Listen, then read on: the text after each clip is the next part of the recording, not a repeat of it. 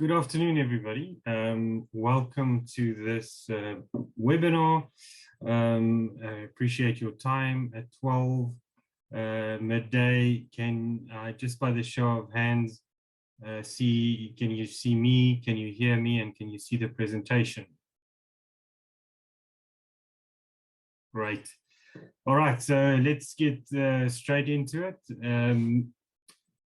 This is intergenerational wealth structuring. Who are we? Why should you listen to us? I think hopefully you know us by now. We've won some great awards and we plan on building, on that and, keep on going in this regard. End of this month, the next awards will come out. So hopefully we can stick up a few new ones here. So look out for that towards the end of the month. What we do, well, a number of things in the financial services sphere. Today we're talking about wealth management, and we have been talking about wealth management when you see my face, at least for the last couple of months. On the right, you see some of our partners. So we believe in delivering a best of breed and very much a tailor-made solution to each of our clients, depending on how and why and on what they engage us. But these are some of our partners that you can see there that we use to hopefully deliver, world-class products to you. In terms of the intergenerational wealth series, as you can see, we're at number 7. So there has been actually the first 5 I've done before, but the last 2 are kind of newer ones. But we've done these now as a typical series. My thought pattern when I started out the journey, at number 1, get your will in order, was very much in the lines of, I would like to have a half an hour conversation with you and just get all the important bits out there that hopefully that will give you the opportunity to hear what they are, potentially understand them, and at least give you the ability to ask the questions and engage with whoever sits across from you, across the table from you, when you talk about your will or your estate liquidity or your asset allocation, your RA, whatever the topic was. That was the first thing. So you'll see today as well, I'm not trying to give you a clear-cut answer, because I believe everybody is individual, and your solution will be individual as well. So a clear-cut answer is not what you're going to get today, and you haven't gotten it, in the last 6 installments. But hopefully you will walk away equipped to understand some of the concepts that's going to come up when you have these conversations going forward, with us or with whoever you're going to have them with. So that's the first part. The second part of the intergenerational wealth series is to kind of put down a framework of what you can expect when you come to Rand Swiss and you would like a wealth management discussion, or when you start this journey with us. Because I think wealth management, the definition of wealth management, depending on who you ask, is so wide in its understanding that almost every person you go to, labeling themselves or putting the hat on as a wealth manager, will take you down a little bit of a different path. And that may be right or wrong. I'm not saying I'm right and everybody else is wrong. I'm just saying this is the journey that you should expect when you come to us as Rand Swiss. And I think these building blocks, these 7 building blocks, current clients, and I see a couple of them on the call, you will have experienced this already, especially if your whole wealth journey is with Rand Swiss. You would have experienced this already. But this is where we start you off. Hopefully the conversation and the meetings take you through all of these points, because I think each of them individually are very important in the final solution that you see as a client. But just to give you an idea, so we started off with get your will in order, you know, and it's probably the biggest one problem, the one that gets neglected the most, because we think, you know, it's your will, you know, I'll get to it someday, or you know, we don't give enough attention to it. And I thought today I did share this little story when I did that webinar, but I thought I'll just briefly share it again today to give you just a flavor of what happens. Is the husband, very successful businessman, and his wife, who was let's call it a home executive, she looked after the kids, were happily married. They put in, you know, they had a will, but they didn't realize at the time of drawing up the will that they were married in community of property, which basically means, just simply put, is that everything, including the business, everything that's very successful, was very successful, including the business, is half of the wife. And whoever looked after the will for them, you know, did not put enough emphasis on what the implications could be. So she owned 50% of the business. She didn't think at the time of drawing up the will that she owns 50% of the business. So simply what happened is she said, she thought to herself, you know, I have a couple of things, you know, some nice pots and plants and this and that that I think is mine, and that I'm going to leave to this cousin that they were fairly close to. And that's what they wrote in the will. All my belongings go to the cousin. Just the general term that was stipulated in the will. So she passed away. Unfortunately, the husband stayed behind. He also didn't realize it until the day came that, you know, they had to start winding up her estate. And it you know, obviously came to light then that she owned half of the business, and she just left half of the business to this cousin who has no interest really in the business or expertise at that point in time in that line of business. You know, so these are small things, and this is going to carry through to today as well. You know, if you have an international endowment plan and you leave it to somebody and you married in community of property, not, you know, with accrual or with the anti-nuptial contract. You know, those little nuances you need to understand. So that's the basic building block. Estate liquidity is massively important, and I'm going to just quickly touch on one or two of those slides. One of the things you'll notice today, if you have been joining me for this journey all the way through, is that you will see some of the older slides of these previous ones creeping in. I'm not obviously going to delve into them in the depth I did during these specific webinars, but these all are related. And especially the estate liquidity stuff. When we talk about intergenerational, the estate and the taxes, etc., around it is very important. So you'll see some of those slides come up, and I'll discuss one or two of them. Then, of course, asset allocation, you know, in the investment world is a hot topic, and it's a very, very important topic that we went through. I see a question coming through. Must one have a will for an offshore trust? No, a trust doesn't need a will. Remember, the trust doesn't die. So it will be all in the trust deed. The great retirement annuity debate is one that's, do we use retirement annuities? Don't we use retirement annuities?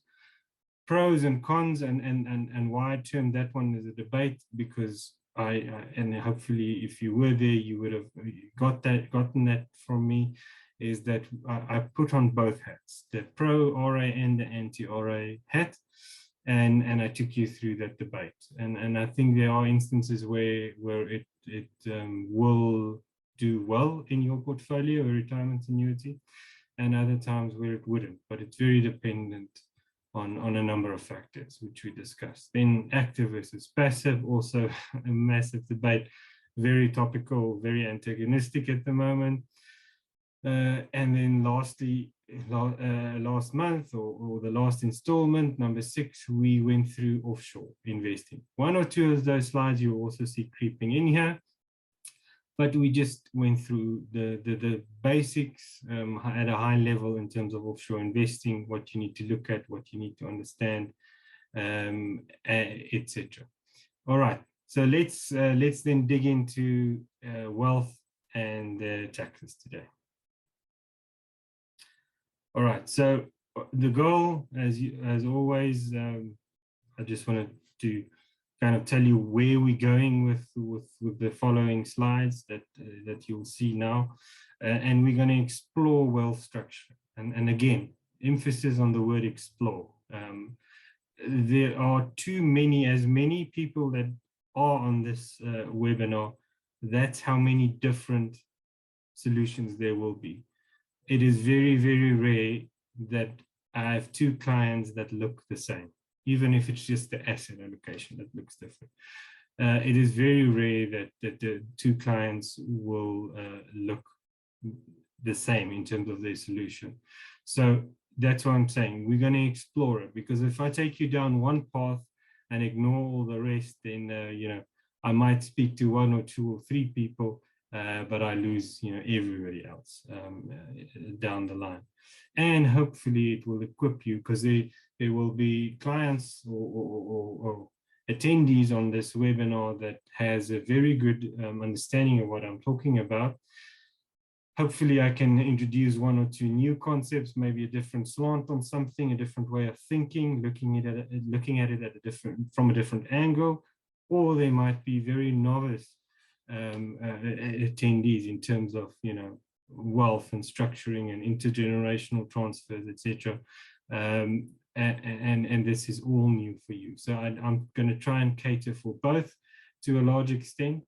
So bear with me. I see another one. Yes, I see a couple of questions actually now on the where can I access past presentations and the offshore investing one. So if you go to our YouTube channel, if you can't find it, just drop info@randsfirst.com email and we can send you the link. But it's on YouTube, and you'll see all our stuff there. But you'll see my webinar series also there.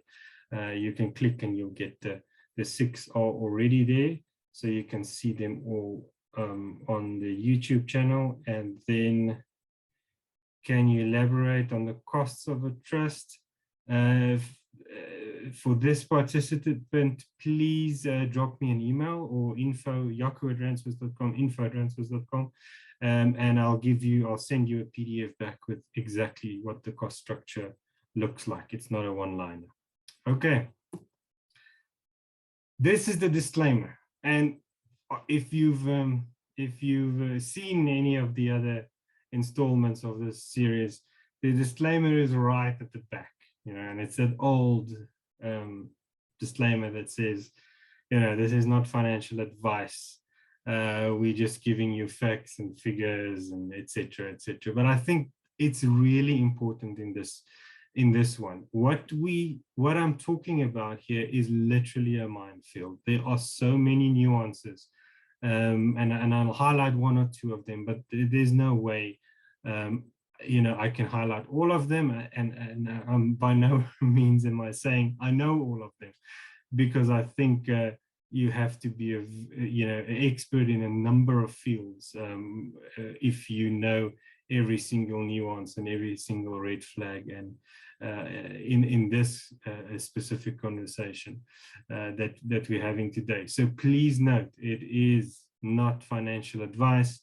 I'm trying to give you facts and equip you to understand one or two or three concepts, and that's very important. And I want you to take away that right at the start. Okay, so I used this little tree with its root system in the Great Retirement Annuity Debate, installment 4, I think. And I thought, for a very different reason, because everybody's retirement journey also looks different. But I thought it's very applicable here as well. So we're gonna talk about a couple of things today, and you will see that there are many ways to skin a cat, so to say. or there are many routes in a system. And all those routes, none of them are necessarily wrong, but all of us have a slightly different journey in terms of what we're talking about today, intergenerational wealth, and everyone will look different. So understand that this cannot be advice. Everything you hear today will be information, and not one concept I can explain to you in enough depth in one webinar to give you enough information. You're going to have to Google, phone us, phone somebody else. But the point is, you need to gather, if there's something that triggers you, it triggers your interest, you need to dig deeper into it and hopefully get some advice. Okay, I went to Investopedia and I asked them, please give me a definition of generational wealth. And they said it refers to assets passed by one generation of a family to another. Those assets basically can include anything, right? Stocks, bonds, investments, real estate, businesses, etc. So important to say, it's almost easy to say I leave everything to my wife, let's say, but you need to understand there are implications and ways that you can do this to obviously optimally leave wealth to the next generation in your family. All right, I have to go back to a couple of concepts very quickly. In terms of your will, and I'm going to do, I have another one about a will just now, but in terms of your will, understand that if you are mostly, your assets are mostly South African based, so locally domiciled, then a single will suffice.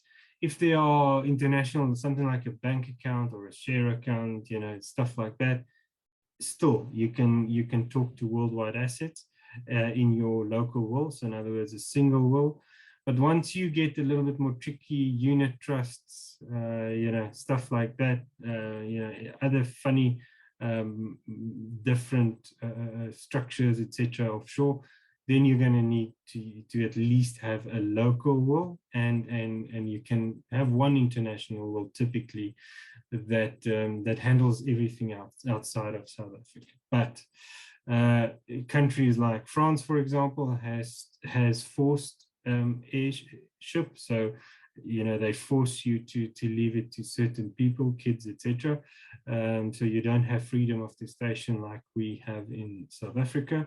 And when there's immovable property, for example, then you're going to probably need multiple wills. So if you have something in France and you have a flat in London and you have a Swiss bank account, you're probably going to need 2 or 3 wills to handle all of this. In terms of taxes, I think a lot of what we will be talking about today touches on this, but obviously inheritance tax is probably the biggest one. In South Africa, we call it estate duty. So the inheritance taxes in the other countries, what we call that third bullet point, CITES countries, and I'm getting back to this later, is also important if you have offshore assets in those countries. And then the others, income, dividends, interest, taxes on interest, CGT, which is capital gains tax. Those are all applicable here. Offshore exposure options, we touched on this last time, but pretty much these are the direct versus the indirect ways to get offshore exposure. So, dual listed stocks is, I suppose, one of the obvious ones. Asset swap is then when you give, typically a LISP or a life company a pot of cash, and they buy shares or ETFs, whatever it may be, mutual funds, unit trusts, in other words, offshore. That is one way to get offshore exposure, just for interest's sake. Just to show you how many South Africans are exploring this route. Signia 91, the old Investec Asset Management, and AG Allen Gray recently sent out, and this may have changed already, but not to my knowledge, recently sent out communication to say that their asset swap capabilities are full. So they have obviously a pot of cash across all their clients, and a certain percentage of that pot may be used for offshore purchases. When that percentage gets full, then you can't take any more money offshore. So the asset swap, at least in some of the categories, are not allowed anymore at those three, unless they've changed the structure. I just missed that communication if they have. Then you can go direct, right? You can open whatever, a stockbroking account, a bank account, a whatever. So you can go direct. That's obviously with after-tax money. So you have X amount of cash left, or you've inherited, or you've saved, or whatever, and you can take that into whichever jurisdiction offshore you want. And then lastly, physical assets, so buying a whatever, a property or anything like that.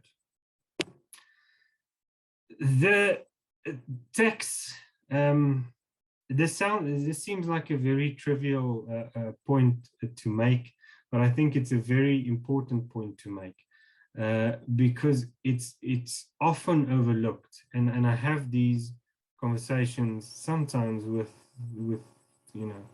people in the financial sphere, maybe not directly, with wealth management or accounting or something like that, but that should be well versed, that don't understand this principle. And all that I'm trying to show you here, and I hope you can see my cursor on here, is if you, let's say you're in whatever, in the third tax bracket, this one between 300 and 400 roughly, income, you have a number that's just the two above it combined, plus 31% of the taxable income above that falls in this tax bracket. That means that there are part of this tax under 337 that was charged at 26%, and part of it that was charged at 18%. So understand that if you fall in this third tax bracket, it's very easy to say that I am paying 31% income tax. It's not correct, and I'm going to show you it's much less. I'm going to show you this now, and then for the big earners, people often say, look, I pay 40 or 45% income tax. Also, not always correct, because of the same principle. And I'm going to give you some examples. And why this is important is it's going to lead me into ways to have better tax outcomes. For example, in endowments, which I'll chat about just now. But let me give you, so this is the table. All that I've done now is I've taken it out of, this is the SARS website, by the way. So I've just went on the SARS website, screenshotted it, and put it here for you to see. So this is the actual SARS tax table for this financial year. And then I just put this into Excel, and it looks a bit full. Apologies for that. But luckily you can ignore everything apart from the two numbers in bold. So if you earn 1 million rand per annum, your actual income tax rate is 30.43%. So you're at 30%. Now let's just jump back quickly. So you would have thought you're sitting here and you're at 41%, right? Because 1 million lies in between those two.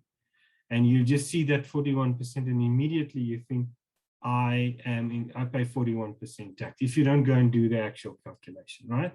But simply, if you go and do this calculation at 1 million rand, you only pay 30% tax, not 41. Just to show you, to get to 40, you need to earn 3.5 million rand per annum. To get to, and then, you would think somebody 10 million, he has to pay, or she has to pay 45% tax. You can see at 10 million, you're not even at 45. So you're going to get very close to 45, but never really all the way there. Just to give you an idea, so just understand that you have to apply the tax table, And why I did this 30% one is because I thought the 30% one is very important, especially in terms of endowments. So remember the 30%, and you need to roughly earn 1 million. Just one reminder is I haven't completely finished the process. You still have a primary or a secondary or even a tertiary rebate. For example, depending on your age, that gets taken off, etc., etc. So this still gets slightly adjusted with all of the other tax rules, right? This is just roughly to give you an idea of where we're at. Okay, a couple of other things. I mean, way back to the very, very first time we, you saw my face in terms of a will, is you get interstate and testate. So in other words, with a will. Dying interstate is dying without a will, and dying with a will is testate. So you have the two, and I explained, and that's very important, don't forget it. But also every marital regime, and I already gave you a little bit of a example of the lady that had in communion of property, and she said leave everything to the cousin. Understand, you need to make sure that you have the right marital regime, and remember that these are only two or three actually, in community, antenuptial, with or without accrual. So those are the three typical ones. But cohabitation is also one, the religious ones are there, etc., etc. So there are a couple of marital regimes, and understand that each of those has a bit of a different nuance. But I don't want to stand still there for too long. Capital gains tax, we've already spoken about in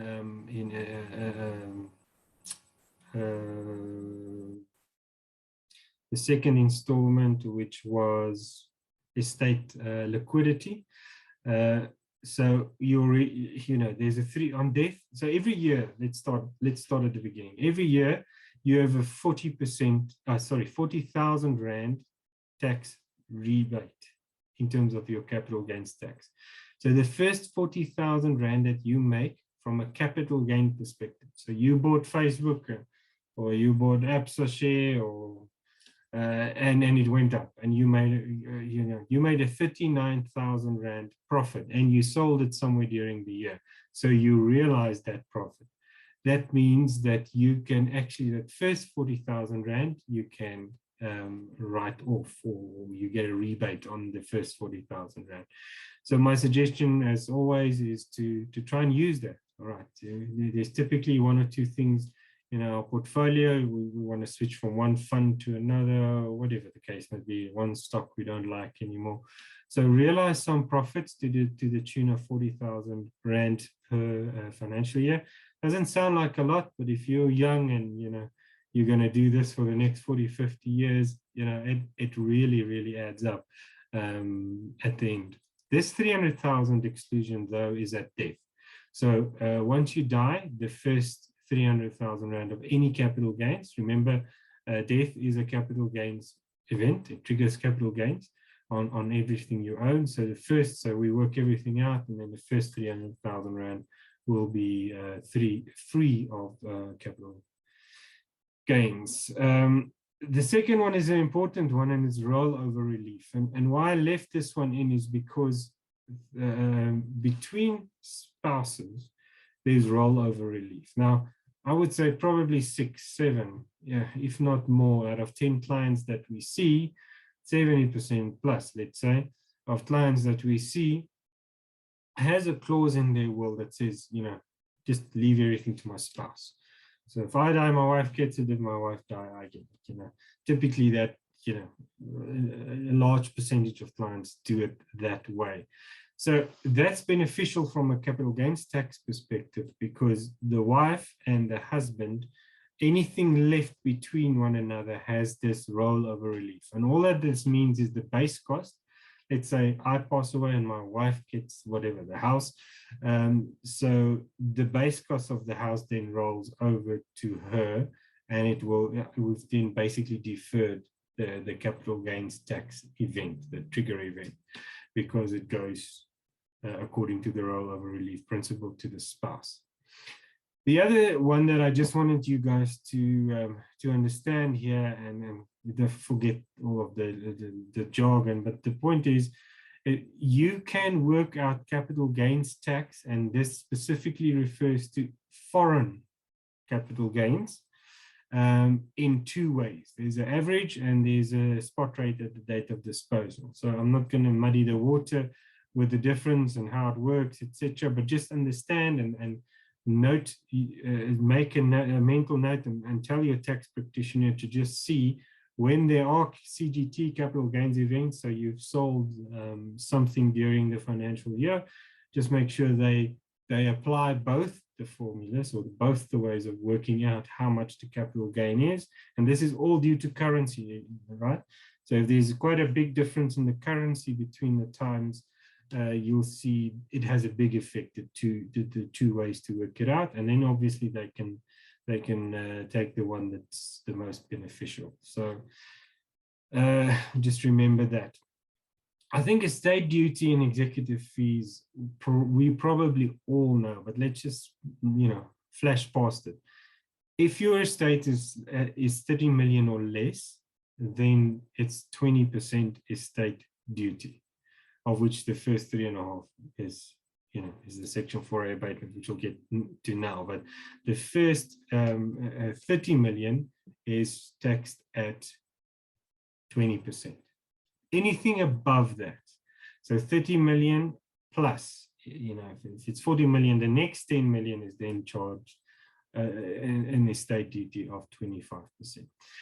As you know, there's this Section 4A abatement, which is the 3.5 million. So you work out everything, total everything, and then you deduct 3.5 million.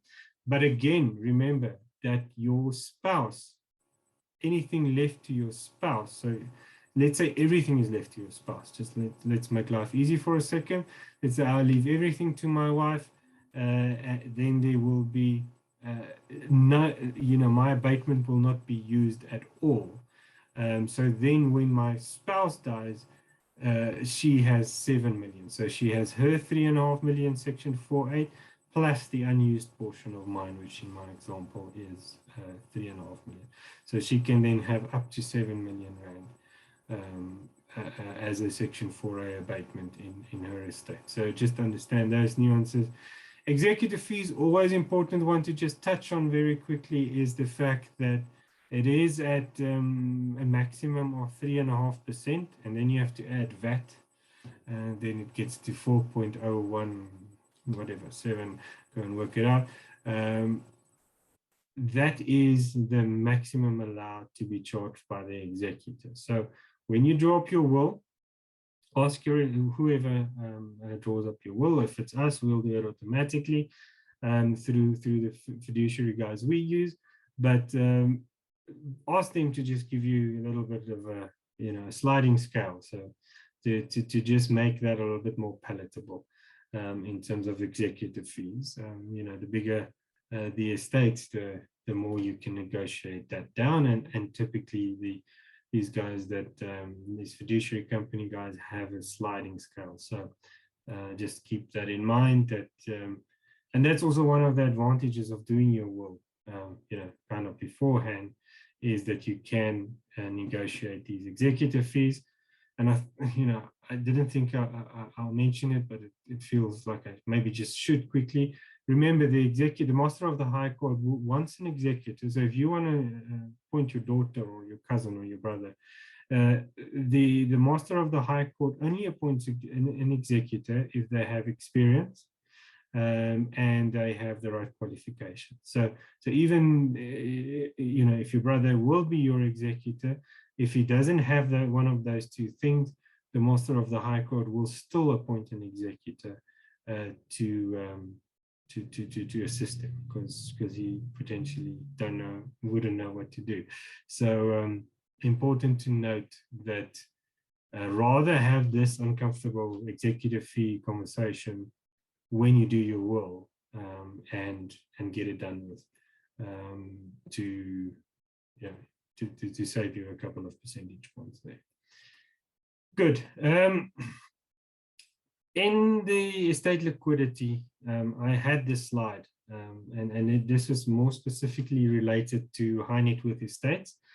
The context that I'm using it now has nothing to do with high net worth estates, but I just wanted to bring home a point here, which is important, because when we talk about intergenerational wealth, 90% of everybody on this call is thinking, exotic structures, foreign this, trusts, inter vivos and testamentary trusts, and etc., all these fancy things. And those are all valid, and I have nothing against them. But more often than not, a simple old life insurance policy does the trick. And I just wanted to show you in this case. So this lady, Mrs. F, 66 age, next birthday, life expectancy according to our tables is another 15 years for a 66-year-old female. So her estate was worth 22.5 million rand, roughly. Is still worth 22.5 million rand.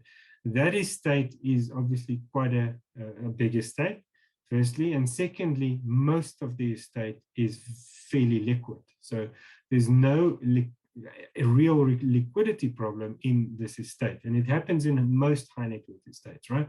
But forget the fact, don't lose me if your estate doesn't look like that, because the point remains for any estate in terms of what I'm going to share now. In her case, she has a lot of liquidity, and roughly 5 million rand, just under 5 million rand, will be the cost. So the estate duties, all the fees, etc. So there's going to be roughly a 4.8 million rand cost. Now she has the money. It's in her bank account. She can take the 4.8, make it 5 million, just to make my explanation a little bit simpler. She can, once her executor can, not she, because she won't be with us anymore. But if she dies today, she can take, or the executor can take the 5 million rand out of the bank account and pay for all those fees without a problem. The problem. The issue is, and that I'm trying to highlight here, is we need to understand what a cheap option and a good option a life insurance policy is. Because a lot of people have the experience of a life policy being shoved down their throat, right? By somebody who just wanted to sell it for commission purposes. And that's not what I'm trying to get to here. I'm trying to give you the actual pros and why it's such a powerful tool to use. So let's go through the example. For a monthly premium of 3,000 rand, yearly increase over 15 years, total value, or let's say she lives the entire 15 years, right? Roughly 1 million rand. Okay, that insurance premium is also going to go up at 3% per annum. For 15 years, and then that's what it's going to look like. So instead of going into the executor going into the bank account and taking 1 rand, a full 1 rand for every rand owed of this 5 million rand, roughly, right? He now, by using a life insurance policy, cost only 14 cents out of the rand. So we've saved, from this perspective, 86% for this line, just to introduce a very simple life insurance policy. So all that I'm trying to tell you here is, when we say, or when you hear, when you don't hear, let's do an elaborate trust structure with all these funny bells and whistles, and we simply say, you know what, let's just get a life insurance policy. This is potentially the reason, because it's cheap, fairly cheap. In probably 80 to 90% of the cases, it could be a cheaper option than some of the more exotic options. So when you hear, let's fix any intergenerational wealth cost problems, because if we didn't do this for this client, the kids would have, because everything goes to the kids here, the kids would literally have 5 million rand less, which is a massive amount. Now we kind of solved that issue for 14% of what it would have cost the client. So please understand that it is a very powerful and viable option, a life insurance policy. Don't think of all the negative thoughts when you hear it. And then I just wanted to show it to you the other way around, because ironically what happened here is the kids actually decided to take out this life insurance policy together, because they're paying this monthly premium. But if you were to save 3,000 Rand for 15 years, and that 3,000 Rand goes up every year at 9%, to get to these numbers that I've showed you here, you need to have a growth rate of 30% per annum. Now, tell me how many rational savings products, because I can already hear some people in the back shouting, but this one did 100% last year. How many, rational is probably a bit too strong a word, but how many rational savings products can give you a growth rate of 30% per annum continuously for 15 years? Not many.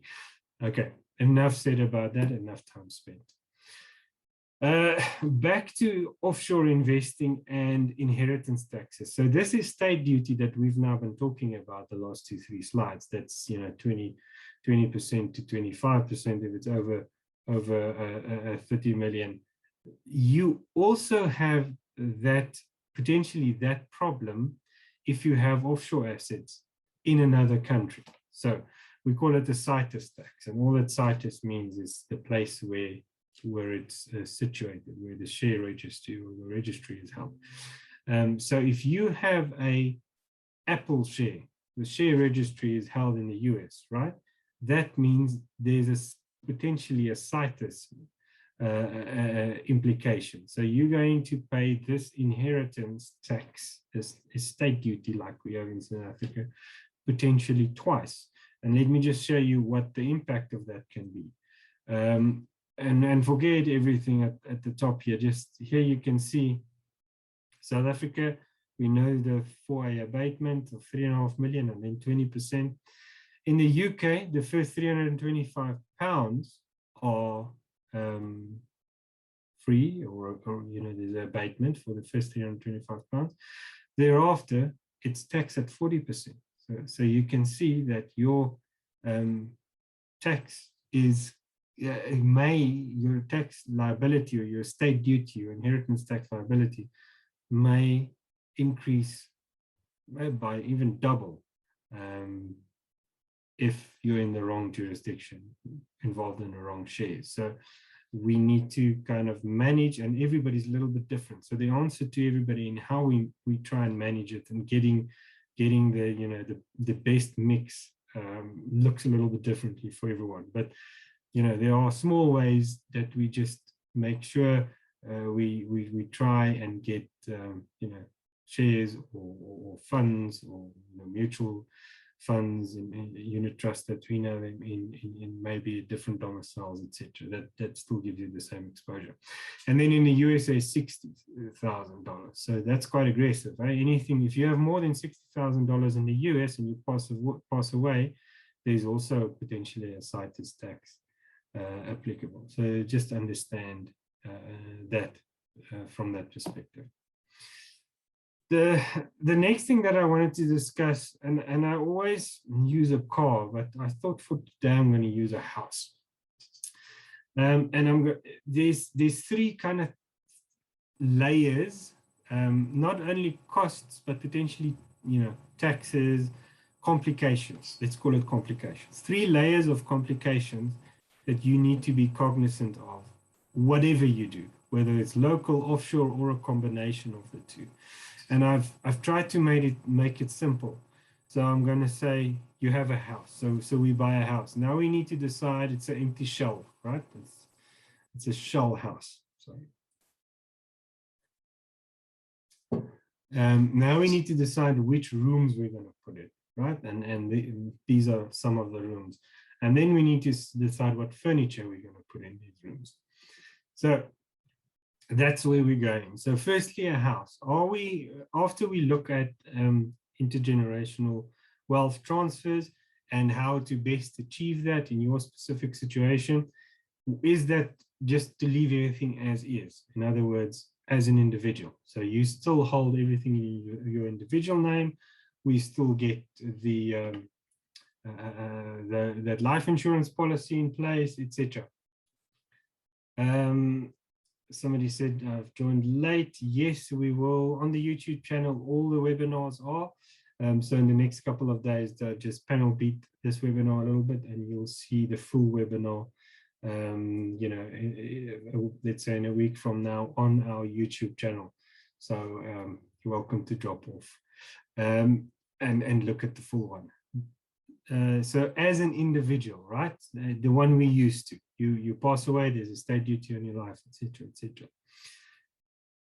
Trusts is also a very popular one, as we know. You know, a lot of farmers, you know, keep the farm and everything around it in a trust, as an example. But it's universally applicable. Trusts had many advantages, very good advantages. But over the years, especially the last kind of 20 years roughly, they've closed those, let's call them loopholes, that made them so lucrative. They've closed one by one. So the latest one is section 7C, and I'm going to explain it very simply. There's two ways, because remember, the money is in your hands, and you have to get it into another entity's hands, which is a trust, which is not you anymore. You may be a beneficiary or whatever the case may be, but capital income beneficiary, doesn't matter, but you need to now get the money from your account, let's say, to the trust bank account. And that, if you just put, you know, 100,000 Rand from the one account, 100,000 Rand is a bad example, 200,000 Rand from, and I'll explain now why 100 is a bad example, 200,000 Rand from your account to the trust account, that is a donation, right? Because you're not giving, there are no donations taxes applicable between spouses, and your trust is definitely not your spouse. So you're paying it to another legal entity, in this case, and that's a trust. So there's donations tax applicable. How do we define donations tax, or how do we, how much do we pay donations tax? It is exactly like estate duty. So under 30 million is 20%, and everything above 30 million is 25%. So you can already hear that transferring wealth intergenerationally, SARS want to get their cut. Whether you do it at death, you call it estate duty, and it's 20 and 25%, right? Or whether you do it at, while you're still alive today, for example, you donate it, it's still 20 or 25%. So it's still transferring wealth from one to the next, or to another individual, right? So, or another legal entity in this case. So the donations tax door is obviously a tricky one, but the first 100,000 Rand per year is of donations tax is tax free. So you can transfer 100,000 Rand per individual to the trust on a yearly basis and build it up like that. So that is one option.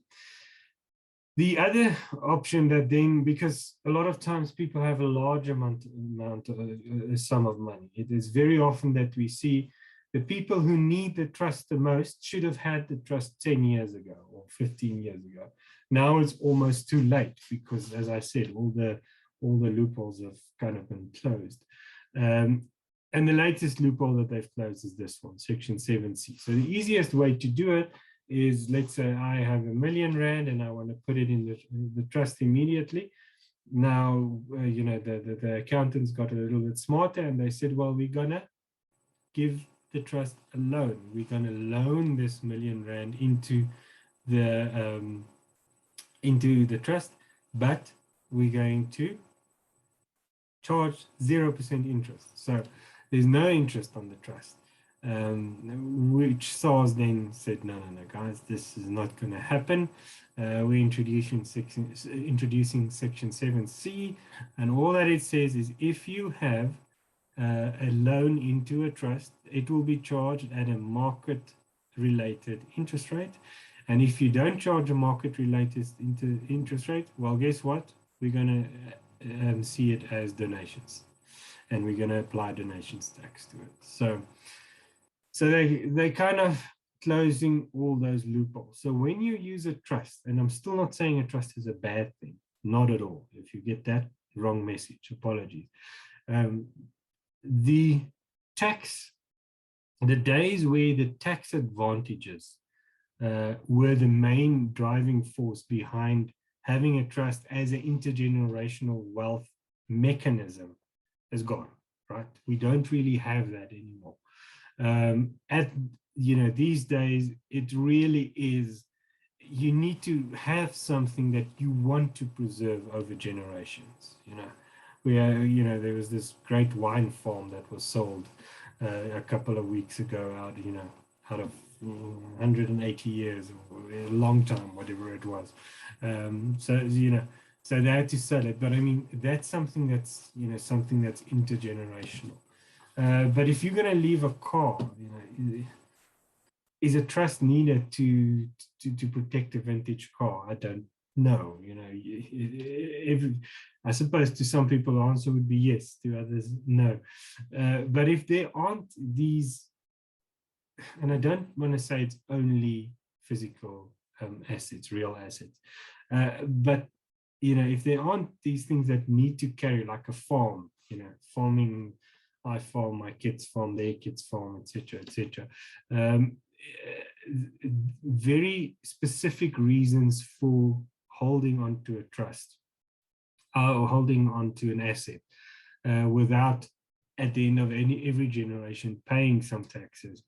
Then I think there are less reasons to use a trust, but they are very effective in intergenerational wealth transfer, because you don't have to pay these exorbitant amounts of estate duty, and the next generation will benefit from the fruits of that. The maybe one negative thing around a trust is, farm is a bad example, but there are other assets that you leave inside a trust, and then now remember, you draw up a trust deed at the start, and you kind of decide how this trust will be run ad infinitum. And one day, 100 years from now, it's still run like that. So you kind of ruling from the grave. And one also needs to guard against that. I know you want to preserve your wealth for future generations, but it's potentially not always the best way to do it. And I'll give you one example. There was a court case where I think it was a farm, I can't remember now, but it was left to the sons of the son. So if there's a son and this son only have daughters, then no daughters will get part of the farm. It only goes to the son, and then that son. So it only goes down the male line, and some a couple of generations down, there were only daughters, and they would have gotten nothing, and they started a kind of a class action against this deed, and they won. So just to say, he's still ruling from the grave generations later. Okay, another way to build our house is in terms of a company. Same story. We can have assets in a company. There are a couple of other nuances that come into play when we talk about a company, but that is definitely an option to use, and that is used a lot. Then from an international perspective, you get this trust and company where the company pays dividends, you invest into a company and pays dividends into the trust, etc. I'm not going to go too deep into that because you need quite a large estate before that can work from a cost point of view. And then you get for example, international pension plans. Typically in Guernsey, it's these 40EE schemes where you can take your money, put it in an international pension plan, get a lot of tax benefits due to that, etc. These are all houses,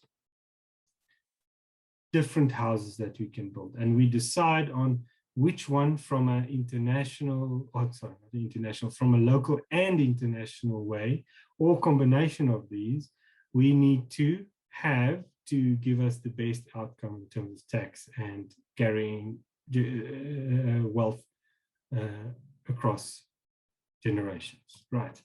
So these are some of the options, and this is not an exhaustive list at all. There are definitely another 10 or 20 different types of options, especially if you add internationally to the equation. So there are many ways to solve this, but these are kind of the main ones, I would say, that I see in the market currently. But now we have this kind of house. Now we need to put firstly rooms in. Now we need to decide which rooms. Now each and every one of these rooms, there we go, has a different advantage and disadvantage, a different pro and a con. So I put LISP there. So when I say LISP, think of what you will know, Alan Gray, right? You can open an account and buy a whatever, a unit trust or an ETF or whatever you want to, whatever type of fund you want to put in there, or some index tracking ETF, doesn't matter. You can put it in there. So it's some kind of wrapper or vehicle. So these two are not really applicable in what I'm trying to get to, but I just thought I'll put retirement annuity here as well, and tax-free savings account as well, just to kind of give you an idea of there's some kind of wrapper, some kind of vehicle. In this case, I said a room, right? So there's a room in the house that has a specific set of rules that we're using for a specific outcome. Okay. Another one is, for example, a good one is to use is for example an endowment. So understand that an endowment has a lockup period. Typically, South African basis is 5 years, and there's some tax rules around it that may be beneficial for us, right? For example, an endowment is taxed in what they call within the 5 fund approach, and without making it complicated, the individual is taxed at 30%, right? Or a CGT at 18%, but I'm not going to get into that now. The point is, if you have a marginal tax rate of higher than 30%, let's say you are at 40%, but now remember what I showed you earlier, and this is where that now has bearing, that we need to understand that the fact that the endowment gives us charges only 30%, make sure you know what your marginal tax rate is, that you're not actually at 24% or 25%, and you think I'm at 41 or something like that. I see it on a daily basis. That's why I kind of hammer this point in quite hard. So if you are one of the individuals that has a higher marginal tax rate than 30%, then this is a good option for you, because you will, within the fund, all the taxes are paid within the fund. There's obviously a couple of other reasons. You may have, for example, a business, and you're worried about, insolvency and stuff like that, leading from other things. So Section 63 is the policy protection rules that will help you, and then Section 54 is just about the lockup period, and you can't have more than 20%. And then if you continuously contributing to an endowment, it mustn't go more up than 20% per year. So if you put in 100,000 this year, don't put in more than 120,000 next year, roughly. So that's an endowment, and it's important to understand that it has its place, but you need to understand the rules. Then I specifically put, that's local, right? The international and offshore endowment, I know it means the same thing, but I wanted to bring home 2 concepts here. You get what we term an international endowment. So it's a local company, typical, a call it Old Mutual, right? Old Mutual, and then there's an international endowment. So what I'm trying to bring home here is the fact that you can get international exposure with a local endowment. Remember that asset swap capability that I mentioned. So you can get a local international endowment. So it's locally domiciled, but you buy international shares. There's funds, etc. There's ways that you can put a stockbroking account in that and actually buy international shares within the structure, and all the same rules still apply. So that's what I tried to just differentiate. And then the third one is this offshore stuff, capital redemption plans, for example, that anything that has kind of a lockup period and specific rules. All that I want to implore you to make sure, before I run out of time, that when you have these endowments, especially the offshore ones, make sure you have it for the right reasons, that the advantages is applicable to you. For example, that, the taxes and this and that is applicable to you. And I can go much deeper into this, but I don't want it to be sold to you because some salesman is getting an upfront commission, because that's the first thing that happens in these lockup period type products, is there is an upfront commission. And then it can be as simple as a bank account. A bank account can be in your sole name, your own name, but you can also get joint bank accounts, right? So a joint bank account in the South African context, and for example in the Swiss context, isn't very conducive. Because a joint bank account, if I die, if my wife and I have a joint bank account, I die today, for example, the bank account has to be closed and frozen, and a new account has to be opened for me. Same, for example, in Switzerland. So just make sure that where you have a bank account, it's a nice tool to use for intergenerational wealth planning, because it just carries on, right? If it's a joint account, in the pure sense of the word, then if one passes away, the other one will still have the joint. And then same with multiple. If you have multiple joint accounts, you can also have multiple lives insured on an endowment, let's say, that's held within a trust, for example. So all of these rooms can go in any of these houses, remember. And now let's jump down one further. What furniture do we then put in a room? So choose any room, the list, the RA, the endowment, bank account, doesn't matter, offshore, international, capital redemption plans, whatever. I can buy a share in any of those, right? So this is now furniture I'm putting in my rooms. I can buy a unit trust basically in any of those. Commodities, whatever, crypto, probably not in all of them, but in most of them. Alternative assets, what do I mean? Hedge funds, private debt funds, etc.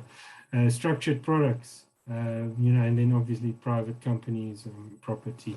That can't go into every room in the house. So you're going to have a tough time putting that into, let's say, property into a bank account. But you understand where I'm coming from. There's in other words, a structure or a house, and then we need to figure out what goes into it. And there are these three layers that we need to always consider. Each of these layers have their own nuances, their own rules, their own costs, potentially their own tax implications, and those all roll up into the bigger discussion of intergenerational wealth. When we transfer from one generation to the other, we would like to build the house, fill it with rooms and furniture in such a way that we get the maximum to the next generation. I had to talk a little bit faster by the end. Apologies for that. I'm going to skip over the fees and the costs. We've done it in the last webinar as well. So thank you for joining me, and apologies for running a little bit over. I can see there's one or two more questions. I don't think the one or two that I looked at didn't look.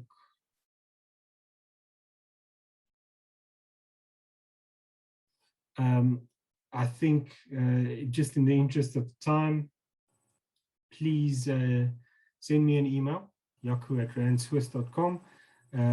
Yeah, thank you. So one or two already said they'll contact me, Jaco or info@randstwist.com with these questions, and I'll happily answer them. But really appreciate your time on a Wednesday from 12 to 1. Have a great day, and I look forward to seeing you again.